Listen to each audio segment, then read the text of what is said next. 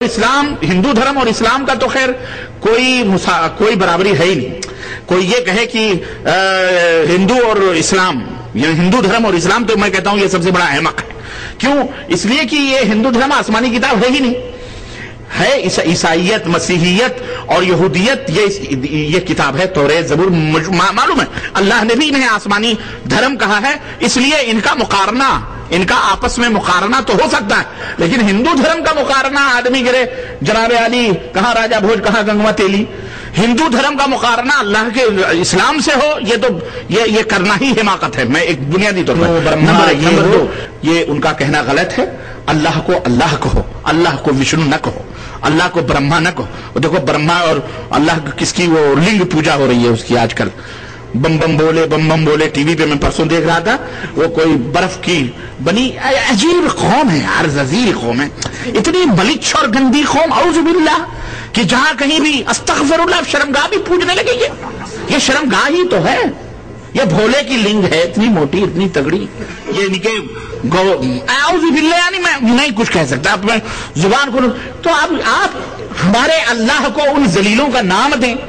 अल्लाह ने तो मना फरमाया किसी को बुरा ना को, हम नहीं कहते भाई ला तस्बुल लज़ीना यदऊना मिन दुनिल्लाह, अल्लाह के सिवा जो लोग पुकारते हैं उनको बुरा ना को हम नहीं कहते, लेकिन हम ये भी तो नहीं कहते कि तुम अल्लाह को जो है विष्णु कहो, ब्रह्मा कहो, बुद्ध कहो, ये कहो वो कहो। अस्तगफिरुल्लाह वलिल्लाहिल अस्माउल हुस्ना, अल्लाह के प्यारे प्यारे नाम है, फदऊहु बिहा, अल्लाह का हुक्म है उन्हीं नामों से अल्लाह को पुकारो। कहते हैं इतनी शर्म आ रही है, उसको विष्णु क्यों कहते हो?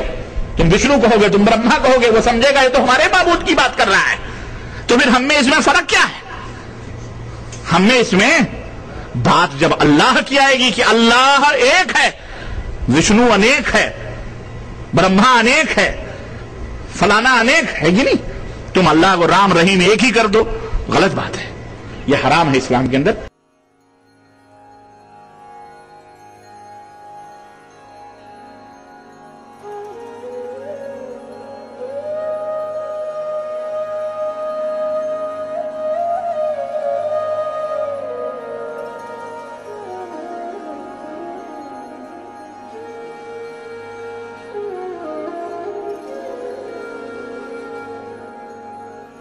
ब्रह्म मुरारी सुरार्चितलिङ्गम् निर्मल भासित शोभितलिङ्गम् जन्मज दुःख विनाशकलिङ्गम्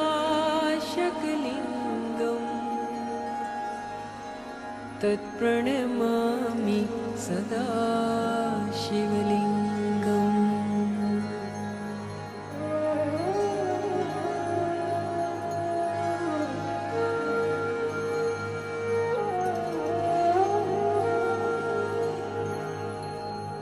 देव मुनि प्रवरार्चितलिङ्गम्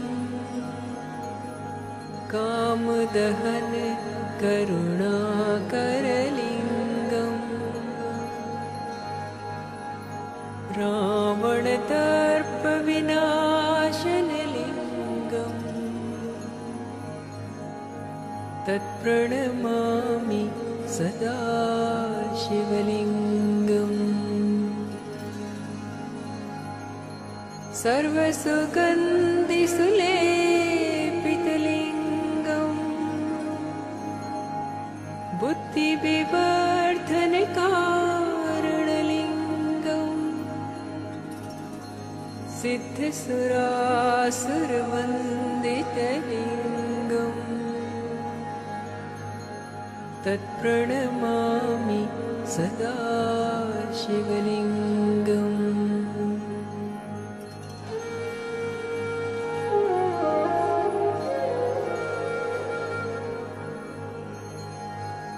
कनकमहामणिभूषितलिङ्गम् फणिपतिवेष्टितशोभितलिङ्गम् दक्षसुयज्ञविनाशकलिङ्गम् तत्प्रणमामि सदा शिवलिङ्गम्। कुङ्कुमचन्दनलेपितलिङ्गम् पङ्कजहार सुशोभितलिङ्गम्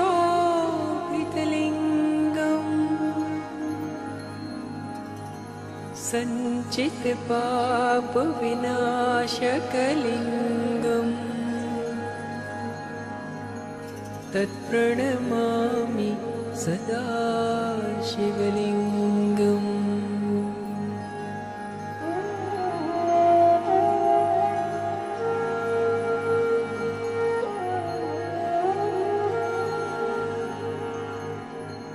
देवगणार्चितसेवितलिङ्गम् भावैर्भक्तिभिरेव च लिङ्गम्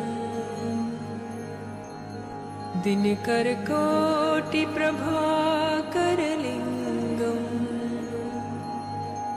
तत्प्रणमामि सदा शिवलिङ्गम्।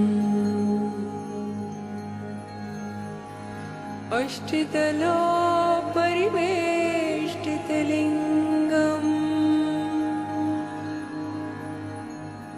सर्वसमोद्भवकारणलिङ्गम् अष्टतरेत्रविनाशकलिङ्गम् तत्प्रणमामि सदा शिवलिङ्गम्।